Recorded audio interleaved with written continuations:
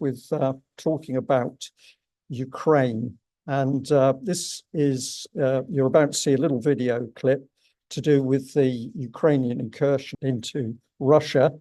And this has been a major part of the headlines over the weekend, but all is not quite as simple as it seems. Let's have a little listen to this video clip. This is war. As the Ukrainian incursion into Kursk hits a wall, the rest of the front line is still active. Ukrainian troops enjoyed a quick blitzkrieg into Russian Kursk, where Ukraine was able to take control of 11 settlements in pre-war Russian ground. But after the initial breakthrough, Ukrainian troops haven't achieved their tactical objective. Ukrainian allies are disappointed with the Ukrainian armed forces offensive in the Kursk region. The Ukrainian armed forces offensive in the Kursk border region has been stopped after the rapid redeployment of reserves and is turning into another meat grinder for the Ukrainian troops.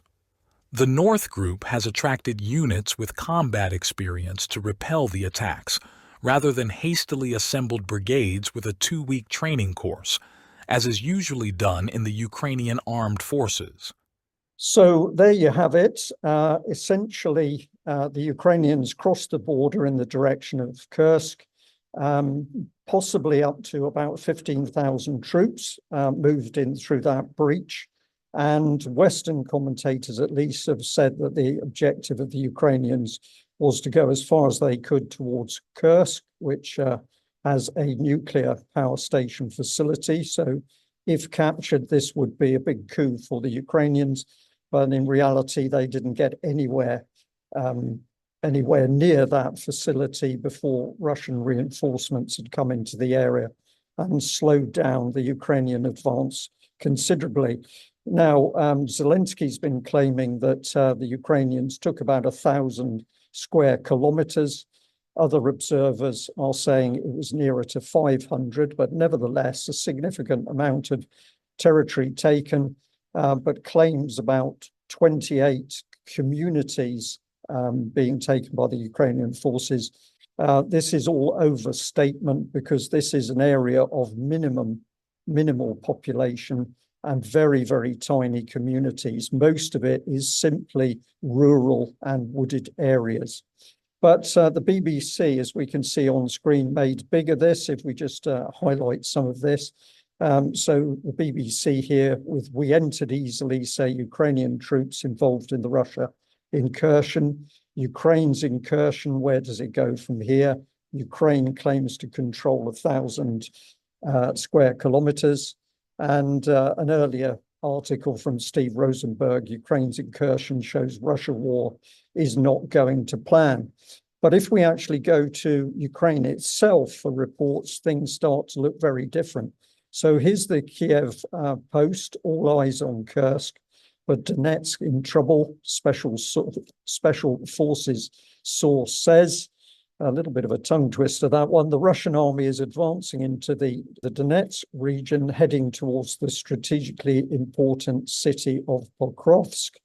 And if we have a look at some of the comments that go with this article, this is where it gets very interesting, because remember, this is a Ukrainian forces man speaking. While the Ukrainian army is making rapid progress in Russia's Kursk region, the Russian army has made significant gains at the Pokrovsk front in Ukraine's Donetsk region, and the situation is becoming dire. An individual from a special forces battalion told the Kyiv Post. The city of Pokrovsk, the capital of the district of the same name, is a transport hub lying on the main road that's an important supply route to other Ukrainian outposts in the region. The source told Kyiv Post on conditions of anonymity that Pokrovsk city and other settlements through the district, it's about 508 square miles as a total region, are under constant enemy airstrikes. That means Russian airstrikes where cluster bombs are being used.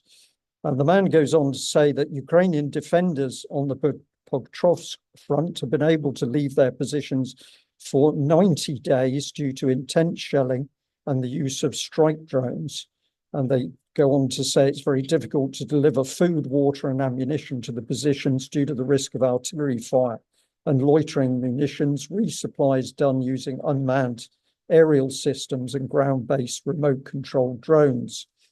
The source said that evacuation of the wounded is carried out by ground drones, and logistics and frontline surveillance are complicated due to the Russians' massive firepower. So this is very clear that on the main part of the fronts in the war in Ukraine, the Russians are causing huge problems for the Ukrainian. And it then says that a Ukrainian lieutenant with the call sign Alex on his Telegram channel on Tuesday reports that the situation is darkening. Everything is very grim on the Petrovsk front. Without exaggeration, battles are emerging for Avdiivka within the village itself. And he goes on, the article goes on to say, as reported on the same day on Telegram by deep state analysts using satellite footage, Russian troops have occupied the villages of Lysychansk, Ivanivka, and Severodonivka. But essentially, what we're seeing is a massive advance by the Russians, which we need to understand because this is the important part of the battle, whilst the Western media is bigging up on the Ukrainian incursions in the Kursk area. Now, what's surprising about this report is that the Ukrainian source is actually now reverting to social media on Telegram and other places in order to report accurately what's happening on the battlefront. And if we have a look at the Kyiv Post article itself, they also include this little clip which shows an animation of the Russian attack. Now, this might seem very small, but what we need to remember is this is just one of the many fronts on the Ukrainian battle lines themselves. And the important thing is that the Russians are advancing every day. It might be 200 meters, it could be 500 meters, it could be a kilometer, 7 kilometers, but it is happening each day on many regions in the front. And in many cases, Ukrainian defenses are collapsing. Meanwhile, we are being told that the Ukrainian incursion over the border and into Russia in direction of Kursk is the important attack, and this is incorrect.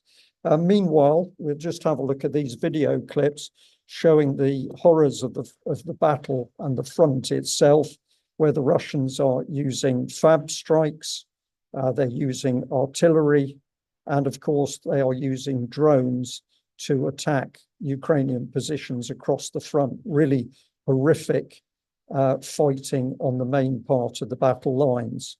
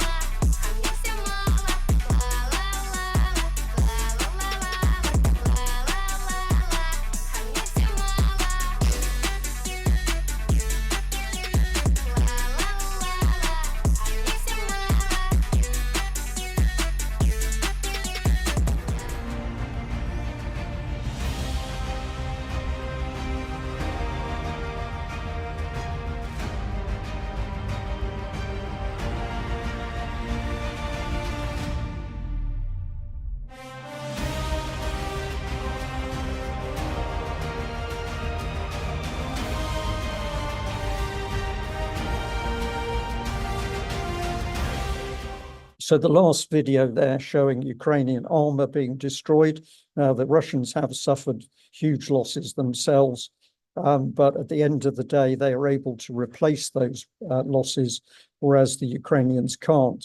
Now, on screen, part of the horrors of life in Ukraine, because the recruitment squads, very brutal in lifting young and old from the streets and dragging them off to the front, where they're either going to die or be mutilated, unless they are very, very lucky, because this is a brutal war. And this is something that the BBC is not reporting. that within Ukrainian society, Ukrainians are now setting fire to the recruitment vehicles. Often these are of neighbours. Neighbours are part of the recruitment teams, and these vehicles are being set on fire in protest at the snatching of relatives to take them to the front. And we need to remember where this war has got, because even Trump is now talking about 500,000 dead. The majority of those casualties Ukrainian, probably in the ratio of 3-4 to 1. But I have seen on social media allegations that so much space is now being taken up for graves in Ukraine that this is causing problems with areas of land that have already been handed over to Western corporations for future development or at least rebuilding of Ukraine. So absolutely horrific, the situation in Ukraine. UK, the US and the West are fomenting this war. And of course, if we dare to stand up and speak out about it, we're likely to come under, we're likely to get in trouble with the UK government at least, due to the increasing censorship under Keir Starmer's new Labour regime.